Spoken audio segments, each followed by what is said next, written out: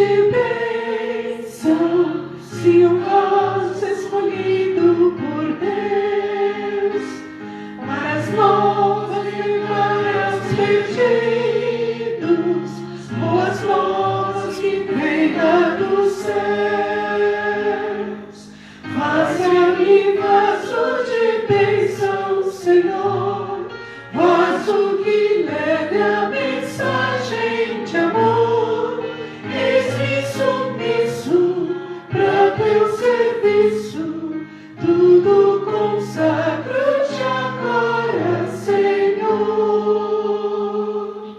Quero ser um vaso de bênção para todos os dias fazer aos culpados que vivem nas trevas o perdão de Jesus conhecer. Faze-me vaso de bênção, Senhor, vasos que leve a mensagem de amor. Eis-me submisso para teu serviço, tudo consagro-te agora, Senhor. Quero ser um vaso de bênção, se um vaso de bênção sem par, avisando que crentes em Cristo, jubilosos no céu hão de entrar. Faze-me vasos de bênção, Senhor, vaso que leve a mensagem de amor. Eis-me submisso para teu serviço, tudo consagro-te agora, Senhor. Para ser um vaso de bênção é mistério a vida real, uma vida de fé e pureza, revestida do amor divinal. Faze-me vaso de bênção, Senhor, vaso que leve a mensagem de amor. Eis-me submisso para teu serviço, tudo consagro-te agora, Senhor. Amém. Eu convido aqueles que puderem, vamos ajoelhar para conversar com o nosso Deus.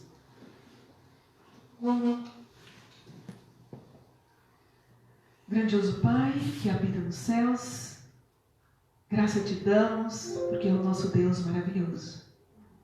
Obrigado porque podemos estar aqui nessa noite gelada, mas aquecida pelo teu Santo e Bom Espírito. Amém.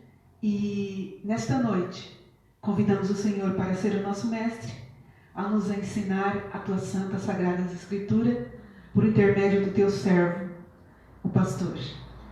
Ó Pai, sê também com os nossos irmãos que está louvando o Senhor através da transmissão, e também aqueles que gostariam muito de estar aqui presente conosco, na tua casa, mas não puderam, que as bênçãos do Senhor estejam estendidas sobre eles também. Abençoe aqueles que estão acamados, aqueles que estão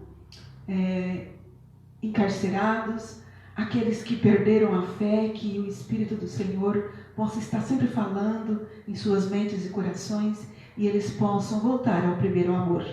Ó Pai, seja também com aqueles que estão estudando a Tua Santa e Sagradas Escrituras e que eles possam tomar uma decisão ao Teu lado. Ajude-nos a ser um vaso transformado pelas Tuas mãos. Em nome de Jesus. Amém. Amém.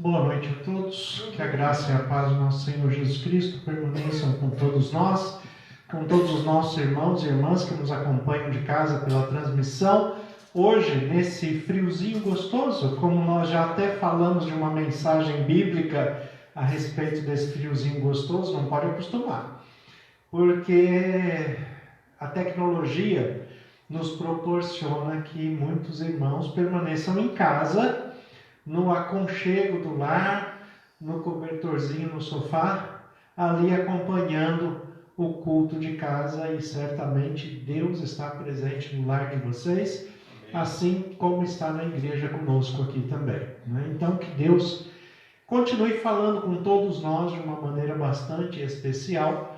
Nós estamos tratando da série das 28 doutrinas bíblicas e hoje nós vamos falar a respeito da conhecida como doutrina do homem, mas eu classifiquei ali no título, na transmissão, como a natureza do ser humano. O que é a natureza do homem como doutrina, agora nós vamos estudar a natureza do ser humano. Hoje, pelas novas regras de ética, de relacionamento, existe uma tendência, um padrão, que nós não generalizemos tudo pelo masculino, até nessa questão, né, da humanidade. Então, quando se fala de humanidade, se fala de homens e mulheres. Quando se fala do homem, às vezes se classifica tudo pelo masculino. Então, o que nós vamos tratar é da natureza da humanidade. A natureza do ser humano criado à imagem e semelhança de Deus. Nós vamos utilizar alguns textos bíblicos à medida que nós vamos tratando do tema. Vocês vão nos acompanhando. É claro que nós vamos começar em Gênesis capítulo 1, versículos de 26 em diante, onde Deus criou o ser humano. Ele criou o ser humano à sua imagem e à sua semelhança. Quando nós tratamos da natureza do ser humano, nós temos que observar até que ponto nós ainda mantemos o que é natural. O que é natureza humana? Nós vivemos num mundo hoje em que a filosofia tem classificado de uma maneira diferente, classificado como um real 2. Né? É curioso isso, né? Porque o mundo real 2. Porque esse mundo real 2, nem tudo é tão natural quanto era há 50 anos atrás, há 80 anos atrás, há 100 anos atrás. Como, por exemplo, coisas simples do nosso dia a dia passaram a deixar de ser tão natural. Você lembra da última pessoa que você conhece que morreu de morte natural? Antes morriam muitas pessoas de morte natural. A morte natural se tratava do quê? Velhice, né? De velhice, ou da condução, da evolução, porque a evolução é uma palavra que as pessoas assimilam sempre com melhora, mas não é verdade. Evolução existe tanto para o bem quanto para o mal. Câncer também evolui, o mal evolui. Tudo evolui tanto para o bem quanto para o mal. Mas quando alguém tinha alguma doença e essa doença evoluía para o mal, ele chegava a óbito e de alguma maneira, né, mesmo que estava adoentado, ainda era considerado uma morte natural. Hoje as mortes são assistidas. São assistidas quimicamente, são dosadas e controladas por equipamentos, por aparelhos. Quantas pessoas ficam atreladas em aparelhos, mesmo com morte cerebral, aonde é constatada a morte real hoje, porque também há 50, 80 anos atrás a morte era cardíaca. Quando o coração parava, se dava o óbito. Hoje não, hoje a morte é cerebral, quando a atividade cerebral para. Então, Mas nós temos equipamentos que mesmo com a morte cerebral é capaz de manter os órgãos do corpo em funcionamento e é possível até fazer transplantes. Aquilo que era natural para muitas coisas da nossa vida deixou de ser natural. A química, a tecnologia, a intervenção humana, como por exemplo a genética. Dentro das questões genéticas, hoje, a pessoa que não poderia ter filhos, que era estéril, como a Bíblia relata muitos casos, Sara, por exemplo, que era estéril, e além de ser estéril, engravidou aos 90 anos, mas pelo poder de Deus. A vida era completamente autonomia de Deus. Hoje as pessoas manipulam tanto a genética que é capaz até de, dentro da genética, escolher as características dos filhos para quem vai fazer inseminação artificial. Quem vai fazer fertilização in vitro. Se pode escolher cor dos olhos, tom de pele. Existem casos relatados já na nossa história contemporânea, na nossa história hoje, como por exemplo na Europa, um casal de anões que resolve ter um filho e ele ganha na justiça o direito de manipular geneticamente essa gravidez para que o filho também seja um anão. Por quê? Qual foi a alegação da mãe? A alegação da mãe é que se o filho nascer com uma genética natural que venha a ser de estatura normal, quando ele tiver 4, 5 anos de idade, já vai estar maior que a mãe. E ganhou na justiça o direito da manipulação, para ter um filho com a mesma genética e também ser anão. O que é natural está deixando de ser tão natural assim. Nós vivemos no mundo que não está tão natural.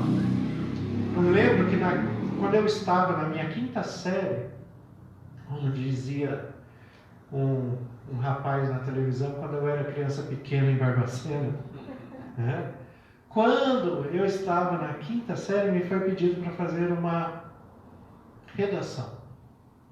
É um trabalho de língua portuguesa. E a redação que eu fiz foi a influência da medicina na natalidade humana e a explosão demográfica. Foi esse título que eu usei. Porque eu estava falando que a medicina ela iria atuar no ser humano, porque isso nós víamos muitas reportagens naquele tempo. O avanço da medicina estava influenciando tanto a questão natural da perspectiva de vida, em que o que ia acontecer é que a explosão demográfica, dobrar o número de habitantes de um lugar, ia ser cada vez mais comum e cada vez mais rápido, porque iria passar a acontecer o que acontece hoje, um desequilíbrio. Nasce muito mais gente do que morre. Até então, que a medicina não era tão avançada, existia um equilíbrio meio que natural. Hoje esse equilíbrio não existe mais, porque nós temos este avanço. A reflexão que eu estou trazendo para vocês é: o que é ainda natural? O que é natural e o que não é natural? Desde a criação, Deus nos criou com um propósito natural. E esse propósito natural está cada vez mais distante para aqueles que se afastam de Deus e está cada vez mais visível para aqueles que se aproximam de Deus. Mesmo que nós vivemos todos no mesmo mundo e num mundo que é cada vez mais antinatural. Aqui em Gênesis 1:26, o texto bíblico diz assim: Também disse Deus: façamos o homem à nossa imagem, conforme a nossa semelhança. Tenha ele domínio sobre os peixes do mar, as aves do céu, e sobre todos os animais domésticos, sobre toda a terra e sobre todos os répteis que rastejam pela terra. Criou Deus, pois, o homem, à sua imagem, a imagem de Deus os criou, homem e mulher os criou. A Bíblia, ela não traz um relato de duas criações humanas. Não existe isso dentro da Bíblia. Houve apenas uma criação de um ser perfeito, inteligente, capaz de ter domínio e de nomear todas as coisas na terra. O relato da criação em Gênesis 1, 26, ele é um relato resumido. Quando nós temos o capítulo 2, nós temos um relato expansivo. No capítulo 2, nós temos, a partir do versículo 7, de novo o relato da criação, mas não é um novo homem que está sendo criado. No capítulo 1, nós temos um resumo. No capítulo 2, nós temos detalhes. É você passar do geral para o particular. Deus criou homem e mulher, mas como criou?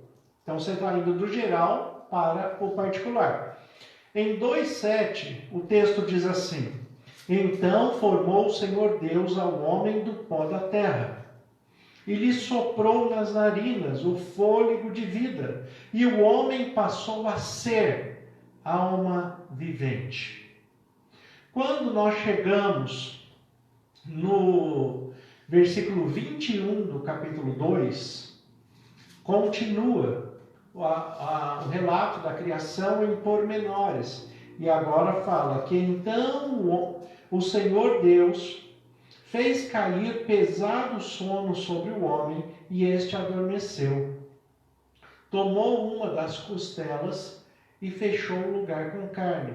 E a costela que o Senhor Deus tomara ao homem, transformou-a numa mulher e lhe a trouxe e disse o homem: esta afinal é osso dos meus ossos, carne da minha carne, chamar-se-á varoa, porquanto do varão foi tomada. Então nós temos um relato aqui de Gênesis 1, falando que Deus criou homem e mulher à sua imagem e à sua semelhança.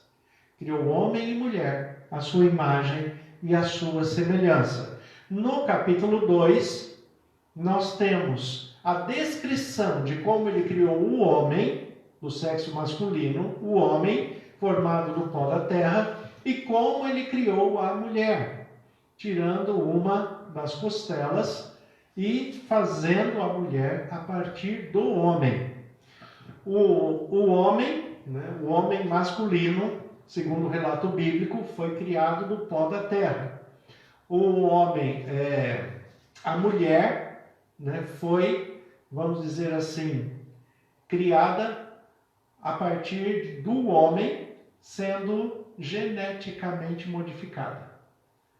Sendo o homem do sexo masculino e agora forma a mulher, um ser do sexo feminino, a partir do próprio homem. É como se você pegasse hoje uma célula masculina e modificasse ela geneticamente para que daquele gene nascesse uma mulher. Então, e isso é possível de se fazer hoje. Hoje, também, pela inseminação artificial, é possível você escolher o sexo do filho que você quer ter, se você optar por isso. Aqui Deus mostra como que Ele criou. Nós que somos criacionistas, e dispensamos aquela ideia de Darwin, aquela ideia de Darwin que o homem foi originado de uma espécie de macaco, e esse macaco teve uma evolução ao longo do tempo e foi se associando à natureza e foi desenvolvendo qualidades, e foi desenvolvendo fala, e foi desenvolvendo sociabilidade, foi desenvolvendo cultura, até chegar aonde nós estamos. A Bíblia mostra algo completamente contrário a isso.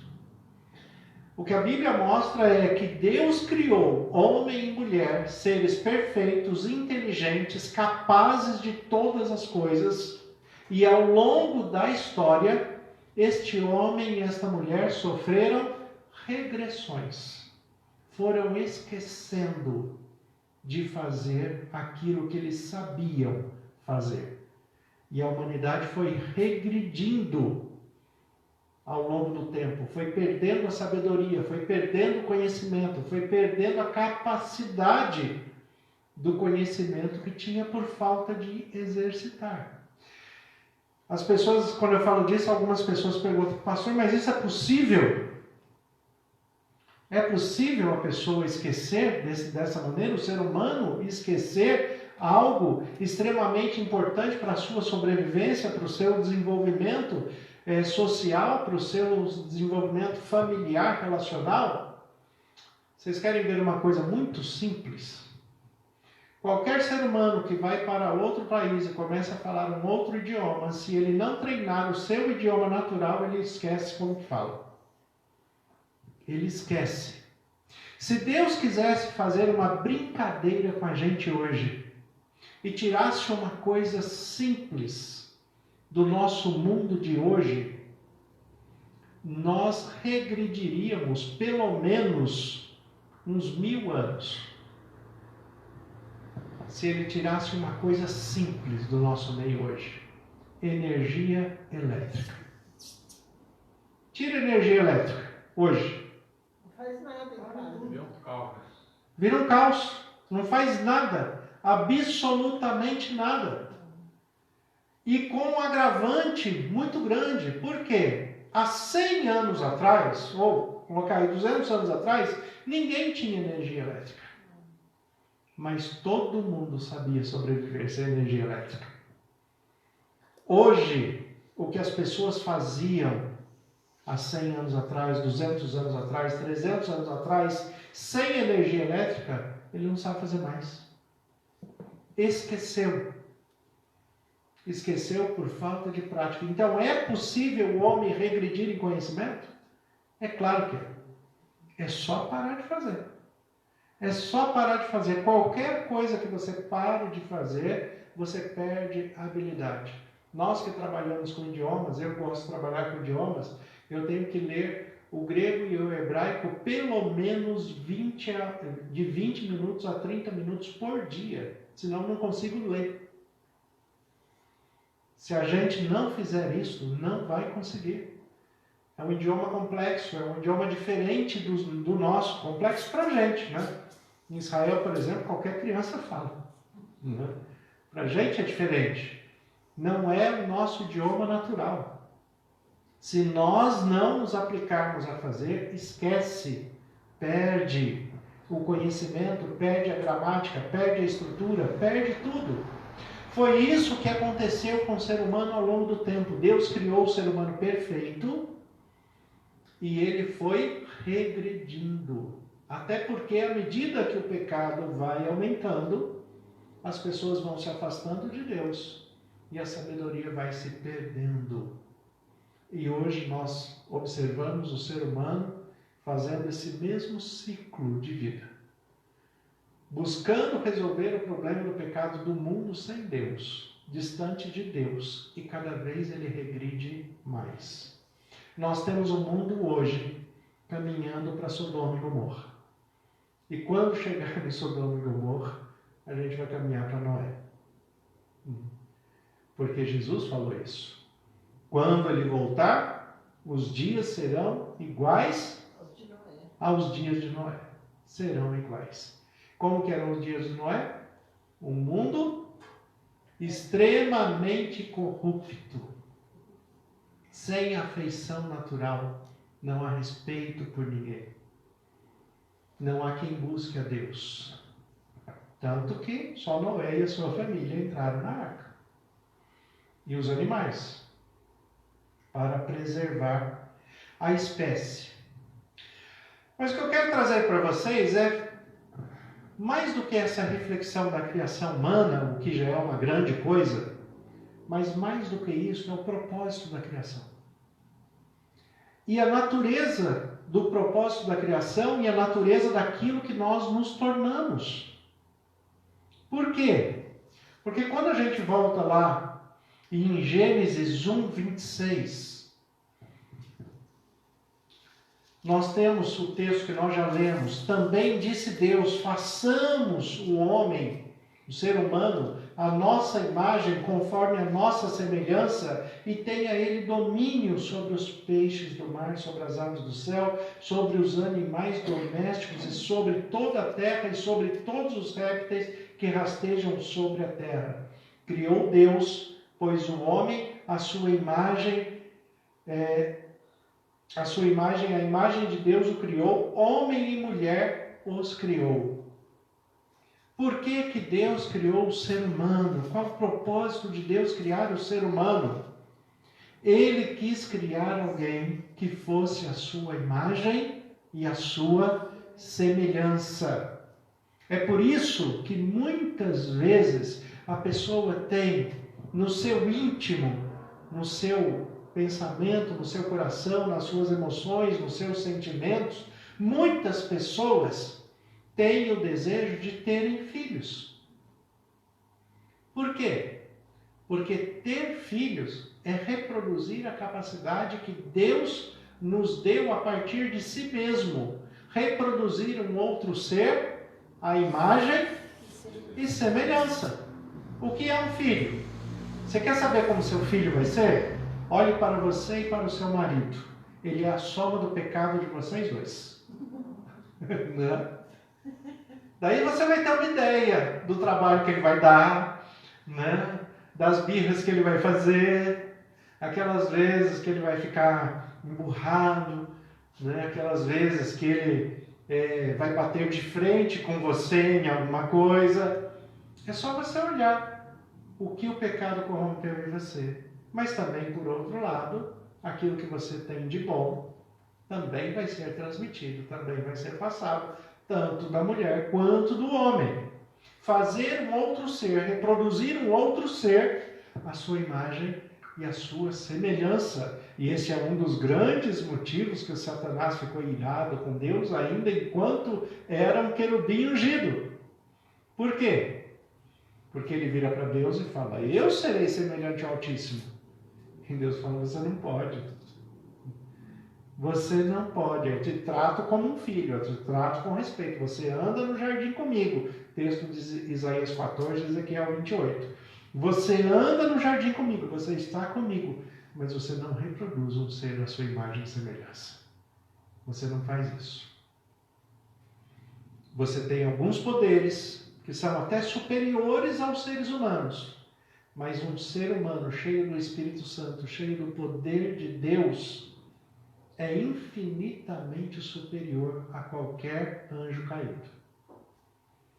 É por isso que nós temos forças para resistir o mal.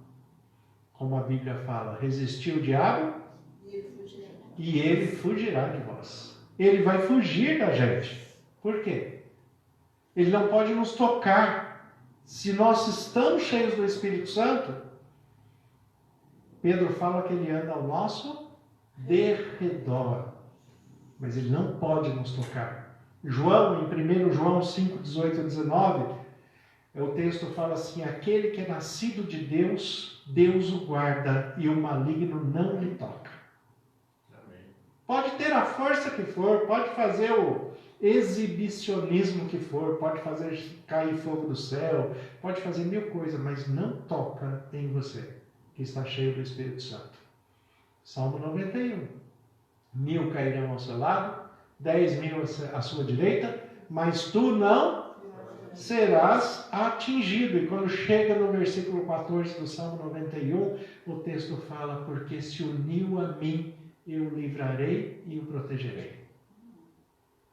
Então a gente pode ficar descansado com essa questão. Nós estamos nos braços de Deus, nós estamos nas mãos de Deus.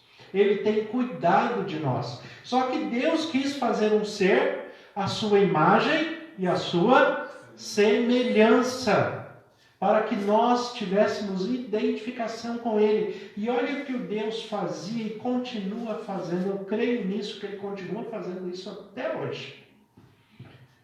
Capítulo 3, versículo 8.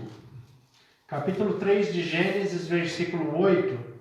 Olha o que o texto fala. Aqui, capítulo 3 já é a queda do homem, o pecado do homem. No versículo 8 fala: quando ouviram a voz do Senhor Deus, que andava no jardim pela viração do dia, esconderam-se da presença do Senhor Deus, o homem e a sua mulher, por entre as árvores do jardim. E chamou o Senhor Deus ao homem e lhe perguntou: onde estás? E ele respondeu: ouvi a tua voz no jardim, e porque estava nu, tive medo e me escondi. Estava nu, tive medo e me escondi. Esse texto aqui é a primeira vez na Bíblia que aparece a palavra medo. É a primeira vez. E sabe qual é a palavra medo? Que depois vai transpor para o grego como fobia. Sabe como é traduzido a palavra medo comumente na nossa Bíblia? Temor. É a mesma palavra. Que a gente tem mania de falar que medo e temor são coisas diferentes. Na Bíblia não é. É a mesma coisa. Quando fala que você tem que temer a Deus, o texto grego fala que você tem que ter fobia de Deus. Fobia é um medo exagerado. E o texto hebraico fala a mesma coisa. Medo. Por quê? Porque nós estamos em crescimento. Nós temos que ter medo das consequências. Nós temos que ter zelo e atenção pelas coisas de Deus para não fazer errado. Porque a tendência de quando fazer errado é se esconder. É se esconder. É por isso que a palavra é usada dessa maneira. Agora, quando nós descobrimos que Deus nos ama, que Deus quer nos restaurar, que Deus quer que nós voltemos ao homem e à mulher da criação, quando nós compreendemos e recebemos o amor de Deus, a Bíblia fala que o amor lança fora o medo, o temor. O amor lança fora o medo. Você quer parar de ter medo de Deus? Que é isso que Deus quer que a gente faça. A gente não pode se relacionar com Ele por causa de medo. E muito menos se aproximar de Deus com medo do diabo. Tem gente que se aproxima de Deus com medo de ir para o inferno. Né? Deus não quer pessoas assim. Ele quer que você o ame. Porque o amor lança fora o medo. Você não precisa ter medo dele. Aqui, ele está fazendo uma expressão de amor com homem e mulher, porque ele vinha todos os dias conversar com o homem na viração do dia. No final da tarde, ele vinha conversar com o homem e com a mulher. No pôr do sol. O pôr do sol, ele não é um horário, ele não é um momento. Uma vez eu vi uma tabela de horário de pôr do sol. A primeira vez que eu vi, eu achei muito estranho aquilo. Porque pôr do sol é o momento em que o sol baixa, mas ainda não chegou a noite. É aquele horário do crepúsculo ali, que dura mais ou menos de meia hora a 40 minutos. Esse tempo é para você se aproximar de Deus, conversar com Deus, e Deus vai estar te ouvindo de uma maneira muito especial. Eu creio que Ele continua fazendo isso. Ele criou homem e mulher, a sua imagem e semelhança, para ter relacionamento. Ele quer ter com quem conversar. Ele quer estar junto, Ele quer dar atenção, Ele quer cuidar. E uma coisa maravilhosa que Ele fez com todo mundo, né? Ele falou assim: olha, de tudo podeis comer livremente. Olha que maravilha! A gente quer ouvir isso de novo. Tem gente querendo chegar no céu só para ouvir isso. De tudo podeis comer livremente, não engorda, não dá estria, não tem celulite, não tem nada disso. Barriga tanquinho, né? Músculo ativo, não tem gordura excedente, não tem nada. De tudo podeis comer livremente. O que Deus está falando é, fiquem à vontade, se divirtam. Você não vai ter que trabalhar pelo seu próprio sustento.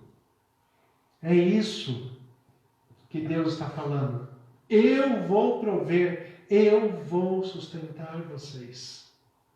Mas o homem teve uma ideia, ele quis ter autonomia.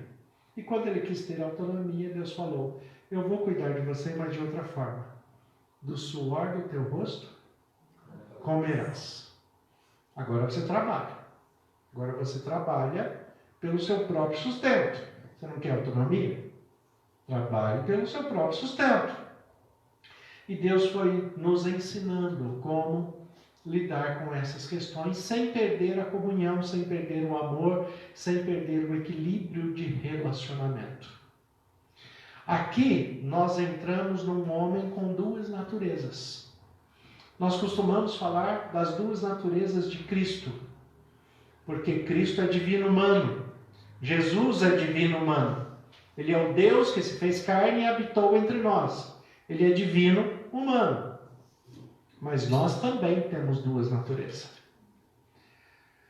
As duas naturezas do ser humano, uma é espiritual e a outra é carnal.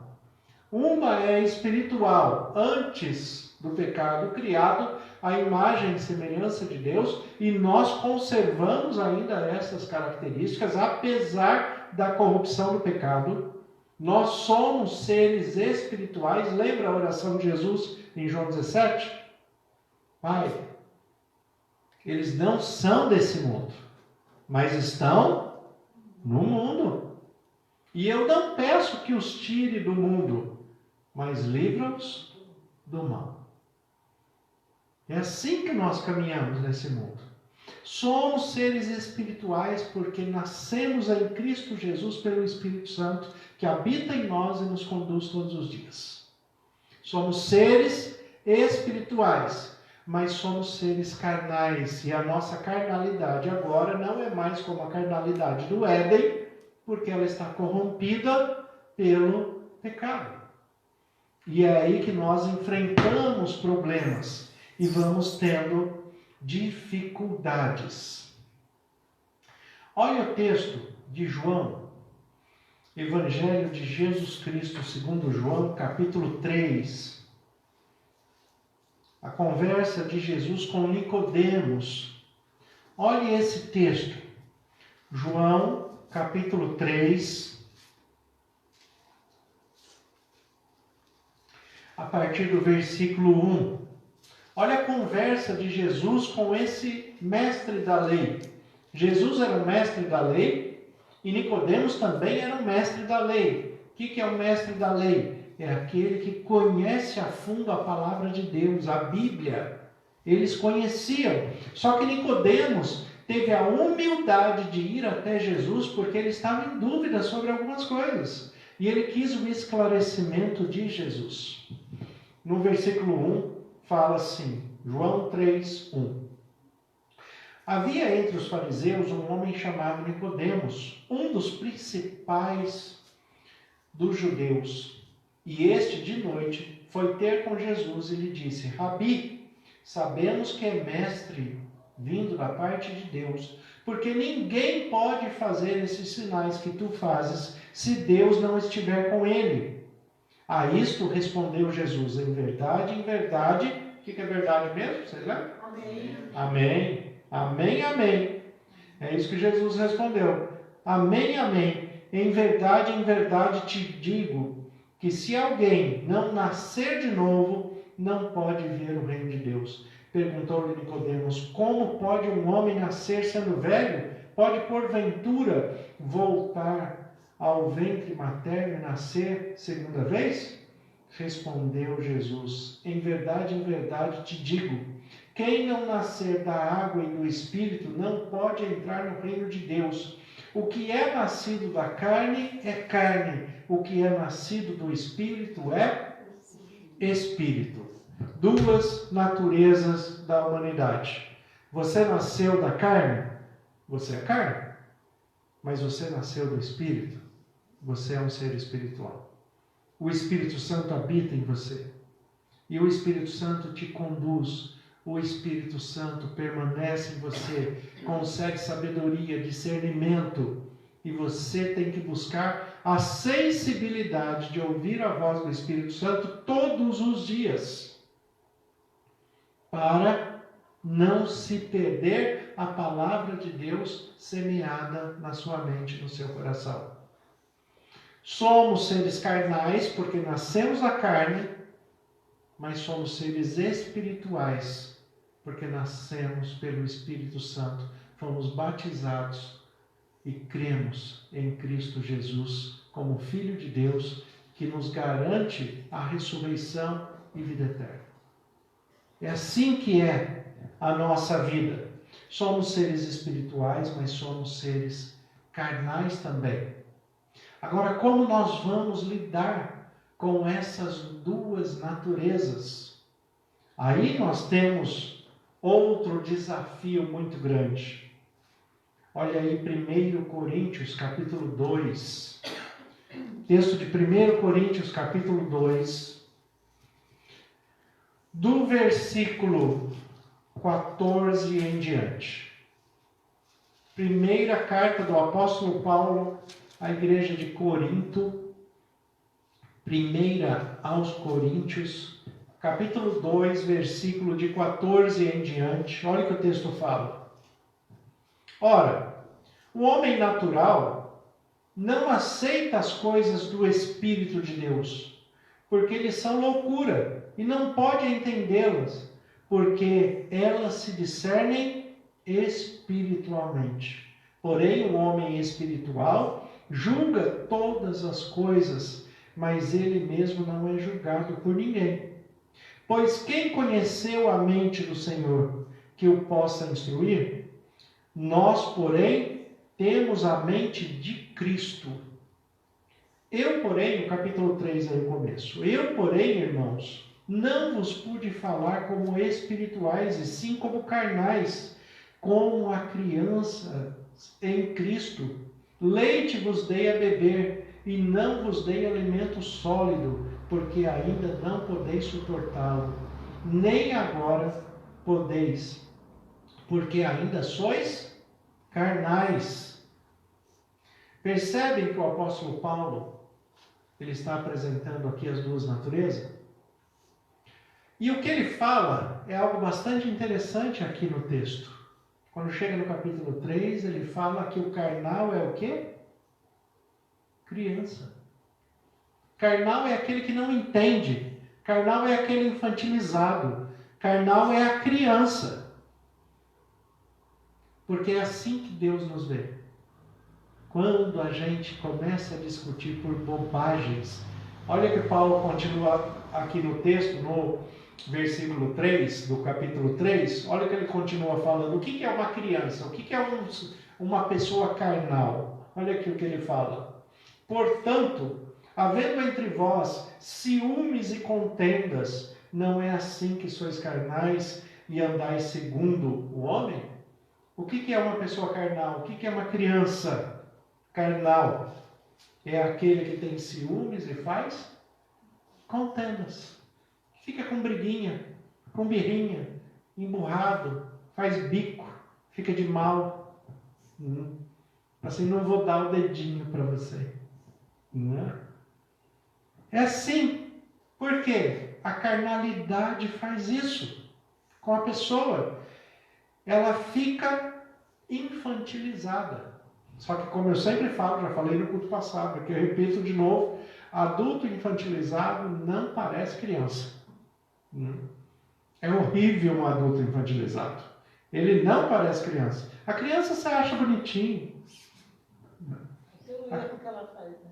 Todo erro que ela faz, acha engraçadinho. Né? Agora vai a criança fazer a mesma coisa. Vai o adulto fazer a mesma coisa como se fosse criança. Não fica bonitinho. Né? Não fica legal. Até as coisas comuns de criança não fica legal em adulto.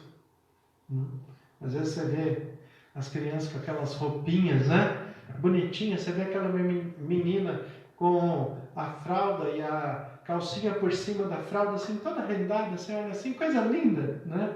Coloca numa pessoa de 30 anos. Você vê como é que fica. Né?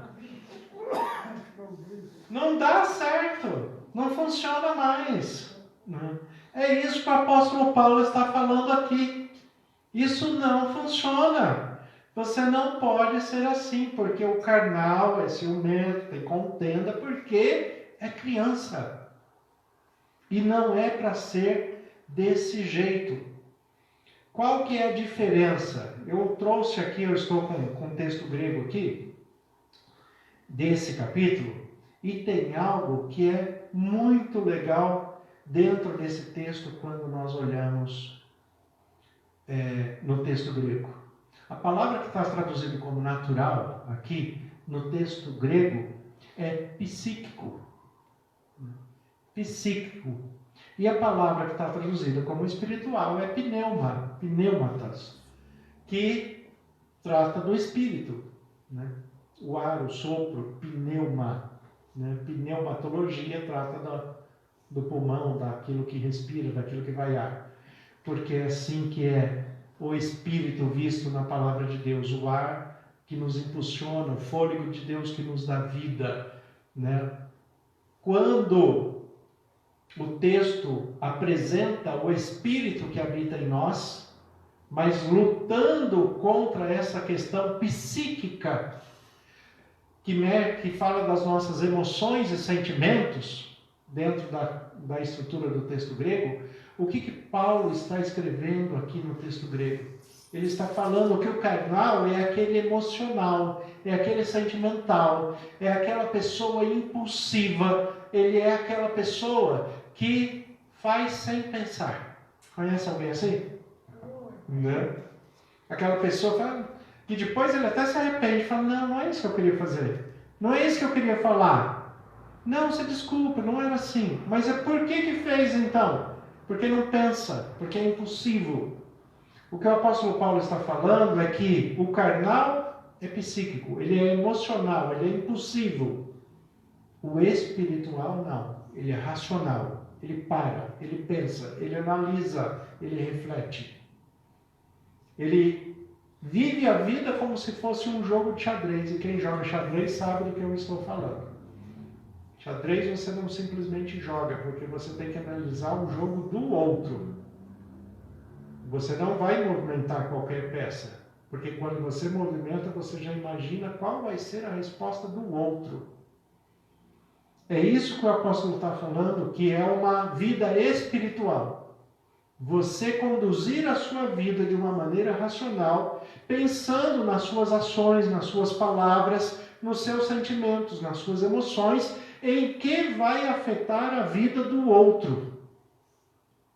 Porque nós vivemos em família, em sociedade, em relações sociais de trabalho, em que o que nós fazemos não atinge só a gente. O que você faz em casa atinge a família inteira. O que o marido faz atinge a mulher, o que a mulher faz atinge o marido, o que o casal faz atinge os filhos, o que os filhos fazem atinge os pais. Somos todos seres interligados. O que um faz atinge o outro. E aquele que é espiritual, ele para pensar nessas coisas. Eu não posso tomar qualquer atitude. Eu não posso ser impulsivo. Eu não posso seguir a vida na teologia de Zeca Pagodinho. Né?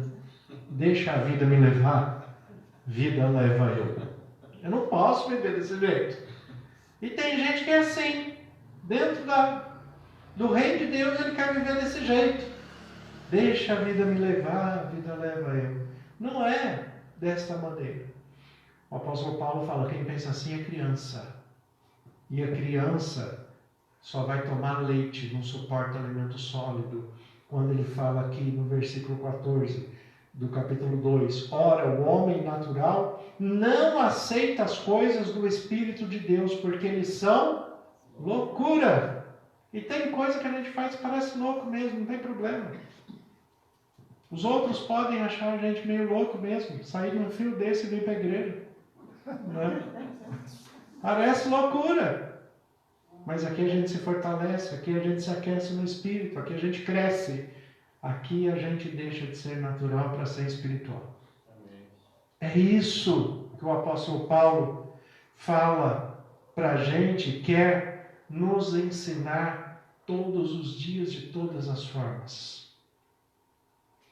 O texto de Gálatas, capítulo 5. Gálatas, capítulo 5.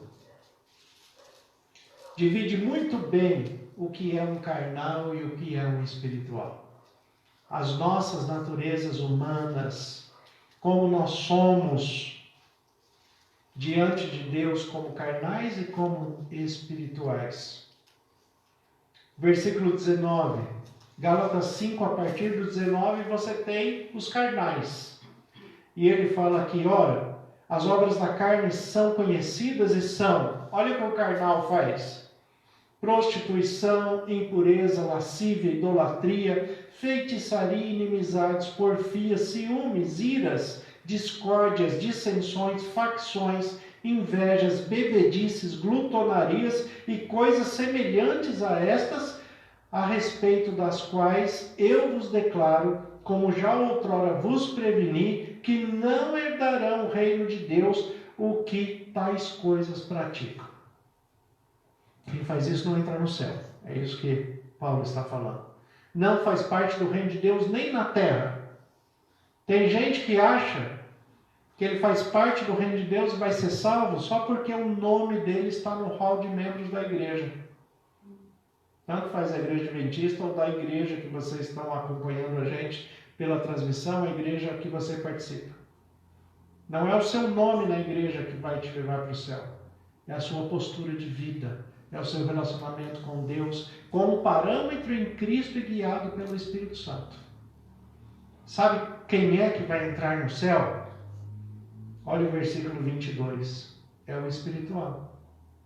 Mas o fruto do Espírito é amor, alegria, paz, longanimidade, benignidade, bondade, fidelidade, mansidão e domínio próprio. E contra essas coisas não há lei. Quem é espiritual tem amor. Porque Deus é amor e Ele tem Deus. Ele tem amor, Ele tem alegria, Ele tem paz, Ele tem longanimidade, sabe esperar em longo tempo. Ele tem benignidade, é benigno, tem bondade, é bom. Fidelidade, mansidão e domínio próprio. Domínio próprio é um fruto do Espírito essencial para qualquer cristão. Porque quantas vezes a Ivone já teve vontade de pular no meu pescoço? E não para carinho, né? Para enforcar mesmo. Né? Mas não faz. Né? Por quê? Domínio próprio, fruto do Espírito. A esposa do Billy Graham, numa entrevista, perguntaram a ela: a senhora já teve vontade de separar do seu marido? Fala: jamais, nunca pensei numa coisa dessa.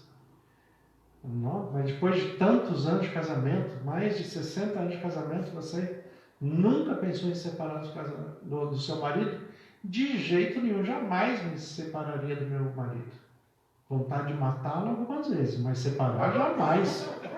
Não. Domínio próprio. Viver com outro pecador tem os seus desafios, tanto da parte do homem quanto da parte da mulher. Temos que desenvolver domínio próprio. Mas acima de tudo, para a gente encerrar, um texto que eu quero destacar com vocês. Efésios capítulo 2. É só virar a página mais um pouquinho que você chega lá. Efésios capítulo 2, o versículo 8 em diante. Olha o que diz aí o texto. Porque pela graça sois salvos, mediante a fé. E isto não vem de vós, é dom de Deus, não de obras para que ninguém se glorie. Agora, prestem atenção no versículo 10. Pois somos feitura dele, feitura de Deus, criados em Cristo Jesus para boas obras, as quais Deus de antemão preparou para que andássemos nela. Nós somos feitura de Deus, criados em Cristo Jesus para boas obras. Deus nos criou à sua imagem, à sua semelhança, com um parâmetro em Jesus Cristo, por isso que nós somos cristãos. E o propósito é que nós desenvolvamos boas obras. Esse é o propósito da nossa criação. Essa é a nossa natureza essencial. E aquilo que o pecado corrompeu, o Espírito Santo vai regenerando e nos fazendo de volta todos os dias. Amém. Esse texto no grego, eu acho ele muito bonito também. Sabe por quê? Porque essa palavra esquisita que está aí na língua portuguesa, feitura, nós somos feitura de Deus, como está no versículo 10, a palavra grega é poema. Nós somos uma poesia de Deus. O que o texto grego quer falar é, o dia que Deus nos criou, Ele estava inspirado. Ele nos criou. Então, se você se acha meio esquisito, né? Quando eu era criança, a gente cantava uma musiquinha bonitinha na época da escola dominical. Aqui tem também com a letra um pouquinho diferente, mas falava de algo assim, de observar cada um do jeito que é, do jeito que Deus fez. E a musiquinha falava: Deus fez um peixinho, Deus fez um peixão, fez um magricelo e fez um gorduchão. Quando brincam na água até o fundo vão, brincam descuidados, olham só como eles são. Né? Deus fez o peixinho, Deus fez o peixão, fez o magricelo, fez o gorduchão. Hoje todo mundo quer ser o magricelo, ninguém quer ser o gorduchão. Né? Mas Deus fez cada um do seu jeito. Nós somos feitura de Deus. Somos um poema de Deus. Uma música popular fala, quando Deus te desenhou, Ele estava namorando. Né?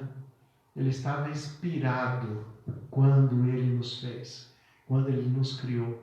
É por isso que quando Ele termina a criação, Ele fala que tudo o que Ele fez era muito bom. Você é muito bom na presença de Deus. Você cheio do Espírito Santo, você é muito bom. Mas se afastar de Deus, se afastar do Espírito, deixar que a natureza da carne seja predominante sobre a natureza do Espírito, é isso que estraga qualquer ser humano.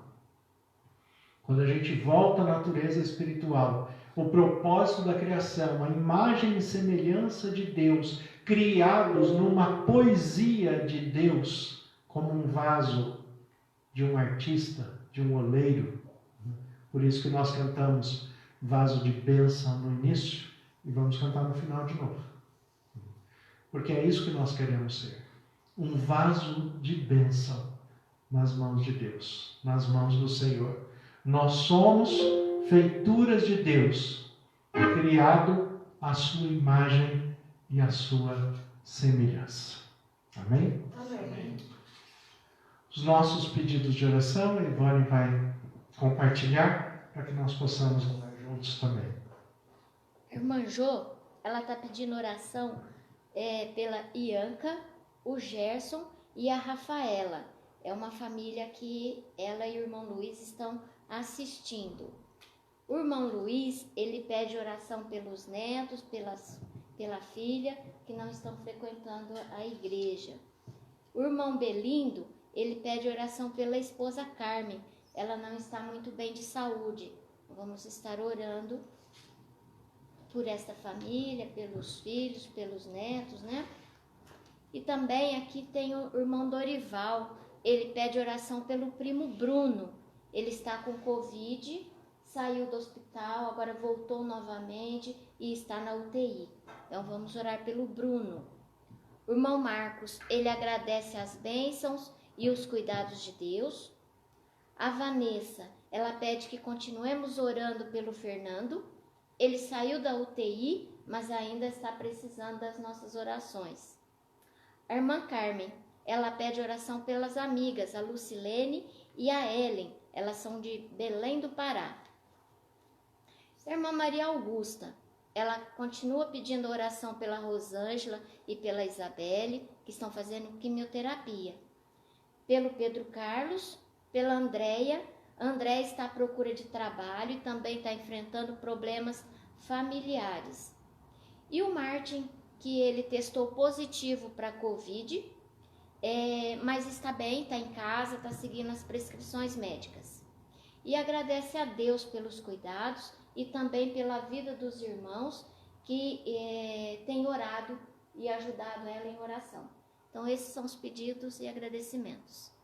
Nós agradecemos a Deus também pela família do Luciano, a Eliane, Pedro Lucas, né, que estão também com o Marcos ali em Limeira, pela família do irmão Ademilson e a Edna e a Rafaela, que foram visitar os parentes em Mato Grosso e acabaram contraindo Covid, todo mundo, né, a família toda.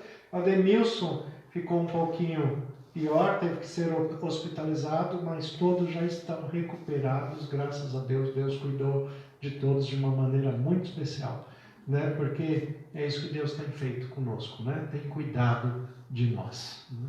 E nós certamente vamos colocar, né, todos esses motivos, esses pedidos em oração, e também aqueles pedidos que não foram expressos, mas Deus sabe o que está no íntimo da mente, do coração de cada um, e certamente está atendendo pelo poder de Jesus Cristo, pelo Espírito Santo que habita em cada um de vocês, em cada um de nós, né? Vamos ficar em pé, vamos orar e depois cantar o vaso de bênção como hino final.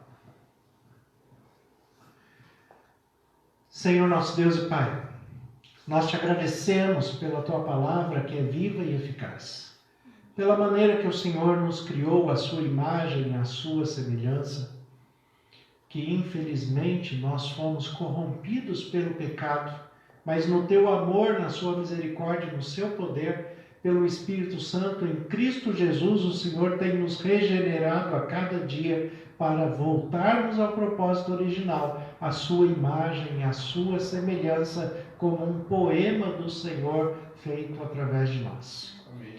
Pai, colocamos em tuas mãos todos os pedidos de oração expressos aqui, e aqueles também que estão no mais íntimo da mente, do coração de cada irmão ou irmã. Que o Senhor conceda a paz que excede todo o entendimento, com as questões de saúde, em especial com esta questão do Covid, que tem acometido tanto dos nossos irmãos, tantas pessoas que pedem oração neste momento, em favor desta questão em especial. Nós pedimos em nome de Jesus que pelo teu poder estas pessoas sejam amparadas, restauradas e que voltem à saúde que elas precisam. Pai, que o Senhor nos dê uma noite de paz, de descanso na tua presença, que continuemos esta semana sendo guiados pelo teu Espírito Santo e que a cada dia nós possamos apresentar ao mundo que somos espirituais, que a nossa carnalidade infantil seja diminuída, seja apagada pelo poder do teu Espírito Santo que opera e habita em nós. Que o Senhor nos dê da tua paz, nos leve em paz para os nossos lares, que o Senhor abençoe de maneira muito especial cada irmão, cada irmã que está aqui, que nos acompanham pela transmissão, cada família por eles representada, e que todos sejam agraciados pela tua presença, pelo teu poder, pelo teu toque. Nós oramos agradecidos em nome de Jesus. Amém. Amém. Deus abençoe a todos. Tenham um bom descanso e um bom restante de semana em nome de Jesus. Amém.